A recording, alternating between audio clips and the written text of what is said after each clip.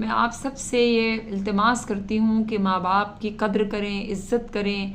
आपके घर में ही आपका उम्रा, आपका हज जो है वो मौजूद है अगर आपके माँ बाप हयात हैं। मैंने माँ बाप के हवाले से पहले भी बहुत कुछ मैं कोशिश करती हूँ कि मैं कहूँ, और मैं इंशाअल्लाह ताला कहती रहूँगी माँ बाप के हवाले से कि माँ और बाप दोनों अगर आपके हयात हैं तो आप बहुत खुशनसीब हैं। आप समझ लें कि आप दुनिया में बादशाह हैं।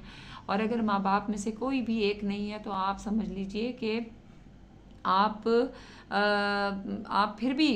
फिर भी जो है ना वो बहुत सारी मुश्किलात से बचे हुए हैं, क्योंकि माँ बाप के जो हाथ होते हैं ना, जब औलाद के लिए दुआ के लिए उठ रहे होते हैं उस वक्त औलाद को पता नहीं चलता, लेकिन जब माँ बाप नहीं होते तो यही हाथ उठाकर दुआ देने वाले जो हस्तियाँ हैं फिर वो हमारे साथ नहीं होती, तो फिर हमें पता चलता है।